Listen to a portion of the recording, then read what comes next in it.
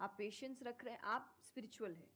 तो इसीलिए आपको बस अपना काम जो उन्होंने सही कहा एकदम ठीक से ईमानदारी से करना है, क्योंकि अगर यहाँ ईमानदार नहीं, क्योंकि जो आपका काम है तो फिर कहीं और तो ईमानदारी की फिर बात ही क्या कर सकते हैं हम।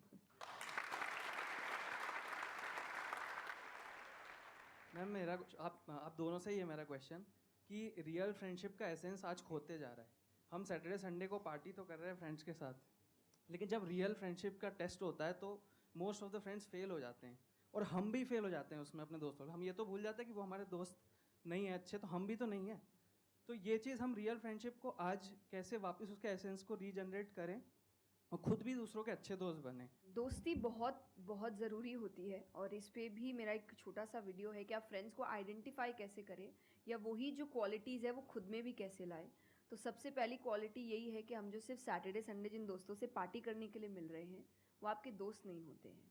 वो आप बस एंटरटेनमेंट के लिए, आपको मस्ती करना है, मज़ा करना है तो आप मिल रहे हो, लेकिन एक्चुअल जो आपके दोस्त होते हैं ना, वो आपको भी सिखाते हैं, आप उनको भी सिखाते हैं, वो आपके साथ ग्रो करते हैं। और जैसा आपने कहा एसेंस, जैसे मैं मेरे पेरेंट्स के जो दोस्त हैं सालों से इक्के दुक्के हैं, लेकिन अभी तक हैं, और अभी भी हम कई बार ऐसा लगता है कि आप ऐसे कैसे बात कर रहे हो उनसे, तो वो कहते हैं हमारे दोस्तों को अपने दोस्तों जैसा मत समझना कि हम एक दो बोल देंगे या एक दो चीज़ें हो जाएंगी और हमारी दोस्ती टूट जाएगी। हमारी दोस्ती इस चीज़ पर नहीं बनी है। वो अगर महीनों भी एक दूसरे से नहीं मिल रहे हैं या एक साल तक भी उन्होंने बात नहीं की है, वो एक साल बाद भी फ़ोन करते तो वो वैसे ही होते जैसे वो एक साल पहले थे, जहाँ उनकी बात छूटी थी बिल्कुल वैसे। तो सबसे पहली चीज़ कि यही कि ज़रूरी नहीं है आपको अपने दोस्तों से हर एक इंटरवल में मिलना है तभी आपकी दोस्ती कायम रह सकती है, क्योंकि अब लोग आगे बढ़ रहे हैं, बिजी हो रहे हैं, काम कर रहे हैं, दूसरे शहरों में पढ़ने जा रहे हैं। अगर आपकी दोस्ती सिर्फ मिलने मिलाने से और मस्ती करने से, तो वो दोस्ती नहीं है। तो ये सबसे पहली चीज़ है कि जो आपको आपके सिचुएशन को समझे, वाइस वर्सा आप उसके सिचुएशन को समझिए कि दोस्ती है पर ज़िंदगी भी है, काम भी है, मेहनत भी है, परिवार भी है। सबसे बड़ी तपस्या, सबसे बड़ा तप मैं कहती हूँ गृहस्थ जीवन ही है। मैं thank you for the compliment. उसमें आपको इतना कुछ करना पड़ता है, वो एक सिचुएशन को समझना ज़रूरी है। दूसरा, आजकल जो एक ट्रेंड बन चुका है कि फ्रेंड्स सपोर्टिव होने चाहिए, तो सपोर्टिव का मतलब ये नहीं कि तुम गलत भी करो, तो जो कर्ण और दुर्योधन की दोस्ती थी कि नहीं भाई पाप भी कर, मार, गलत कर, मैं तो साथ खड़ा हूँ, ये दोस्त ये नहीं बहुत बड़ा होते पॉइंट हैं। बोला है इन्होंने, अभी इसके बारे में मैं बात करूँगा। तो ये दोस्त नहीं होते हैं। दोस्त आपको आपके पास खड़े रहेंगे सपोर्ट में, लेकिन ये हर वक्त बताएंगे कि तुम गलत हो, तुम गलत कर रहे हो, इसकी सज़ा मिलेगी।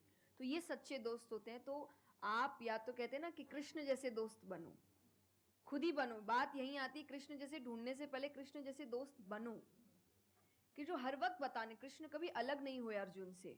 जब वो कहने लगा कि मैं नहीं लड़ सकता, ये नहीं, उन्होंने उस वक्त बहुत डांटा कि क्षत्रिय है, ये तरीका है बात करने का, ऐसे बोलते हैं, तो इतना बड़ा महाबाहु है, बड़े बड़े नाम बताए, याद दिलाया कि तुम कितने अच्छे हो। तो सबसे बड़ा दोस्त का आई थिंक क्वालिटी यही है, जो सपोर्टिव है लेकिन गलत चीज़ों में नहीं है, वो हर वक्त सही के लिए आपके पास खड़े हैं। और तीसरा जो मैं सबसे अच्छा कहती हूँ कि आपकी और उनकी मेंटालिटी मैच होनी चाहिए। आपको ये समझना है कि अगर मेंटालिटी एक नहीं होगी तो भले ही आप अपने पेरेंट्स को कितना ही कह ले कि हम कुछ नहीं करेंगे, अरे हम तो सिर्फ घूम रहे हैं, अरे हम वैसा कुछ नहीं करेंगे, करोगे, एक ना एक दिन ज़रूर करोगे, क्योंकि ये ह्यूमन नेचर है। आप जिसके साथ ज़्यादा समय बिताते हो, धीरे धीरे उसकी क्वालिटीज़ कुछ आपके अंदर आती है। तो ज़रूरी है कि वो बिहेवियर, वो पैटर्न, वो मेंटालिटी, वो माइंडसेट मैच होनी चाहिए दोनों की, तभी आप एक साथ ग्रो कर सकते हैं। वरना वही सैटरडे संडे मिलना और ज़िंदगी खराब करना, यही हो पाएगा बस। Excellent point. ये समझना इतना इंपॉर्टेंट नहीं है कि दोस्ती क्या है, ये समझना ज्यादा इंपॉर्टेंट है कि दोस्ती क्या नहीं है। अगर आपका जो दोस्त है वो कुछ गलत कर रहा है तो उसका साथ देना दोस्ती नहीं है, क्योंकि अगर आप गलत में भी उसका साथ दोगे तो वो और पावरफुल हो जाएगा, वो और बड़ा गलत काम करेगा। मानो आपका दोस्त पी करके गाड़ी चला रहा है, तो दोस्ती ये नहीं है कि उसको बोलना कि हाँ चल कर कर कर कर कोई नहीं, और बड़ा और बड़ा और बड़ा नहीं। उस वक्त क्या बोलना, गाड़ी रोक, मैं उतर रहा हूं। अब उसके बाद आपका क्या होगा वो बाद में देखेंगे, वो डिपेंड करता है कि आपको कहां उतारा उसने।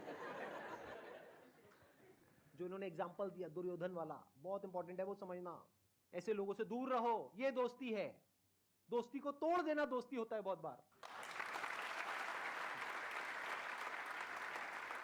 कई बार लाइफ में ऐसा पॉइंट आ जाता है जो एक धर्म संकट के जैसा होता है, जहां पर जा करके आपको साफ नजर आ रहा होता है कि ये जो इंसान है ये सिर्फ अपना ही नहीं मेरा भी सर्वनाश कर देगा। ऐसे लोगों को छोड़ देना दोस्ती है। फिर अगर उसके अंदर इंसानियत वापस से जागती है तो वापस से वो अगर आपके पास में आता है तो ठीक है, नहीं आता है तो कोई बात नहीं, छोड़ दो ऐसे दोस्त को। तो बड़े ध्यान से चुनना अपने जो दोस्त है। जो इन्होंने कहा संगति बहुत इंपॉर्टेंट है लाइफ में, इसीलिए पहले के जमाने में सत्संग की इतनी वैल्यू होती थी। हर घर में एक सत्संग हॉल होता था एक जमाने में। आज जैसे हम सत्संग का नाम सुनते हैं हमारे माइंड में कुछ और ही आने लग जाता है। सत्संग मतलब सत्य के संग।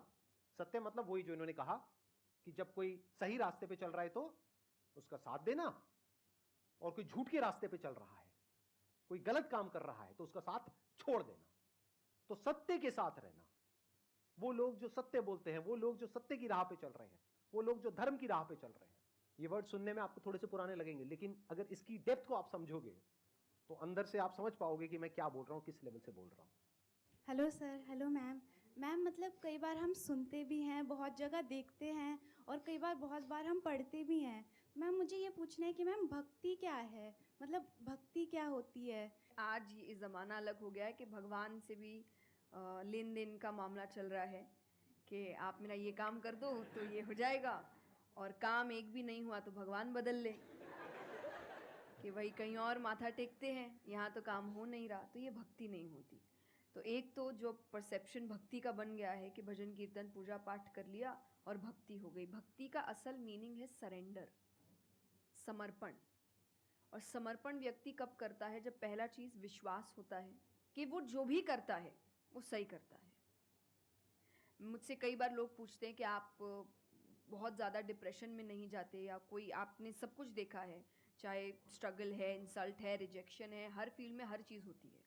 अगर आप आगे बढ़ रहे हैं, कोई पोजीशन पे जाने की कोशिश करें तो आपको इनका सामना करना पड़ेगा। ये ज़िंदगी के साथ आता है तो आपको सामना, लेकिन मुझे कभी दिक्कत नहीं दी ये चीज़ें। क्यों? क्योंकि जो मैंने कहा समर्पण, मुझे पता है कि एक ऐसी शक्ति ऊपर बैठी है जो मेरा बुरा नहीं चाहती। तो कई बार बुरी चीज़ें भी मेरी ज़िंदगी में हो रही है, मुझे पता है वो मेरे अच्छे के लिए है क्योंकि वो कर रहा है। तो ये समर्पण, ये भक्ति है। तो ये आपको हारने नहीं देती। क्यों हारेंगे आप? क्योंकि आपको पता है ना कि वो हारने देगा नहीं। तो आप अपने आप गिरे, आप फिर उठेंगे कि नहीं भाई अभी गिरना शायद ज़रूरी होगा, उसका इशारा है, इसीलिए चलो फिर उठते हैं, फिर आगे बढ़ते हैं। तो अर्जुन ने भी जब समर्पण की बात गीता जी में आती है तो कई लोग कहते हैं कि धर्म का मतलब होता है अंधविश्वास। नहीं, क्योंकि अगर अंधविश्वास होता, अंधविश्वास में क्वेश्चन करना अलाउड नहीं होता आपको। गीता अगर सिर्फ भगवान की बात होती तो 2 पन्ने में ख़त्म हो गई होती। ये दोनों के बीच की बात है जिसमें अर्जुन ये जानते हुए कि सामने कौन खड़ा है, क्वेश्चन करने के तो कोई सवाल ही नहीं था वहां पर कि भगवान लड़ने बोल रहा है, क्या क्वेश्चन करना, पर उसने कंटिन्यूअसली क्वेश्चंस किए हैं। पर उसका भी नाम आया था समर्पण, कि वो समर्पित होकर क्वेश्चन कर रहा था कि ये जो खड़ा है ये मेरे हर सवाल का जवाब जानता है, ये मुझसे कभी कुछ गलत काम नहीं कराएगा। लेकिन इसका मतलब ये नहीं कि मैं अपनी जिज्ञासा बाहर नहीं निकालूंगा, मैं अपने क्वेश्चंस पूछूंगा। तो भक्ति का अर्थ यही होता है कि पहला निष्काम होता है। क्या फ़ायदा मत ढूंढिए कि मेरा काम नहीं हुआ तो भगवान है ही नहीं। भाई भगवान कहाँ है? भगवान होते तो ऐसा होता क्या? वो तो इंसान है इसीलिए ऐसे हो रहे काम। भगवान ने तो सबको देखे, बच्चा तो मासूम ही होता है, बड़े होके खराब हो जाता है। कोई बच्चा गलत आपने देखा है क्या? छोटा सा बच्चा ही डॉन बनने के बारे में सोच रहा है, वो तो बच्चा ही होता है, मासूम होता है, सच्चा होता है। तो भगवान इसलिए कहते बच्चे भगवान का रूप है, क्योंकि वो एकदम प्योर होते हैं।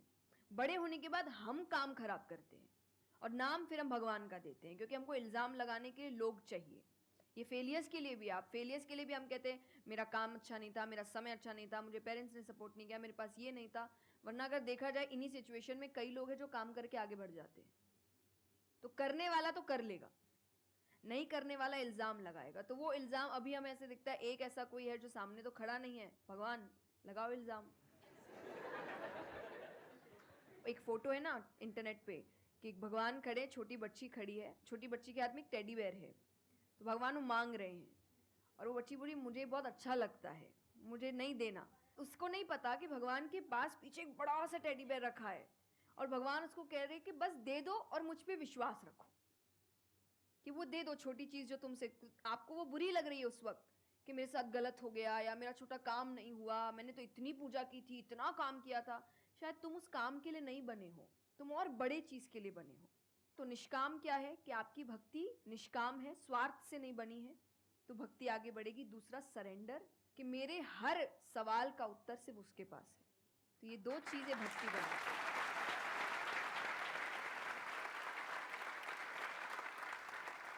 मेरा मन कर रहा है कि मैं बैठ करके बस आराम से आपको सुनता रहूं, मेरे को इतना अच्छा लग रहा है। आप प्लीज थोड़ा सा और बोलिए इसके बारे में, भक्ति के बारे में। मुझे सही में बहुत, कितने लोग चाहते हैं कि थोड़ा और बोले? हाँ, क्योंकि इनसे अच्छा कोई नहीं हो सकता इसके बारे में बोलने के लिए। मेरे को पता है आपके पास में और बहुत कुछ है बोलने के लिए, थोड़ा सा आप प्लीज और बोलिए। ये दो चीज़ें जो भक्ति में। तीसरा हम जब करते हैं सत्संग, जो उन्होंने कहा सत्संग का एक सत्य के संग, तो सत्य कौन है? जब हम शास्त्रों में देखते हैं, सबसे पहला श्लोक जो श्रीमद् भागवत में आता है, वो भगवान का स्वरूप बता रहा है। उसमें है सच्चिदानंद रूपाय। सच्चिदानंद का मतलब होता है तीन चीज़ें मिलकर बनती है, वो है सत, चित और आनंद। जो ये तीन चीज़ों को जीवन में समझ लेगा सही से, उसने भगवान को समझ लिया, क्योंकि भगवान का रूप ही सच्चिदानंद है। तो सबसे पहला है सच, जो कहा गया सच की राह पर चलो।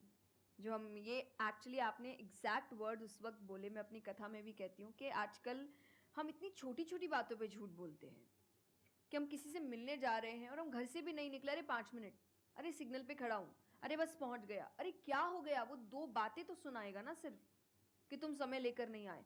पर हम इतनी इतनी सी बातों में झूठ बोल रहे हैं। ये हमें लगता है कि कोई बड़ी बात नहीं, पर ये बहुत बड़ी बात है कि आप इतना भी सच का सामना नहीं कर सकते। और फिर हमें लगता है कि हम लाइफ के जो प्रॉब्लम्स है उसका सामना कर लेंगे, खुद के सच का तो सामना कर नहीं पा रहे हैं। जिंदगी का सच सामने आएगा तब तो बैंड ही बज जाएगी पूरी, क्योंकि वो कठिन है। जिंदगी आसान नहीं है, किसी के लिए नहीं, भगवान के लिए भी नहीं हुई। आप राम जी को उठाइए, कृष्ण जी को उठाइए, जब तक यहाँ रहे कोई सुखी नहीं रहा।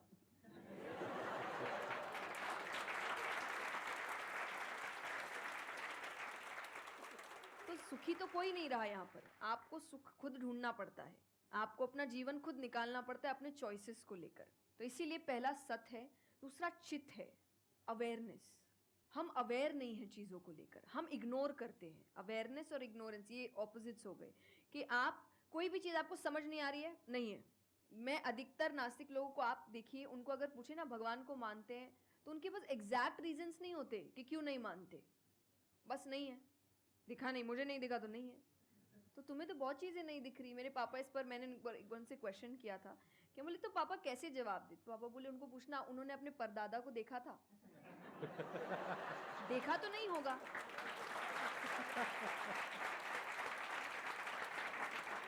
सुना है, दादा से सुना है, पापा से सुना है कि थे, मैंने तो नहीं देखा, तो मैं बोल दूं वो थे ही नहीं। कुछ तो सच्चाई होगी, उसको ढूंढने की कोशिश करो। मैं धर्म के लिए हमेशा कहती हूँ कि आपको ढूंढना पड़ेगा। भगवान, मेरे पापा ने मुझे एक बात कही थी, भगवान मानने की चीज़ है, जानने की नहीं। जानना क्या होता है? पहले इस्तेमाल करें फिर विश्वास करें।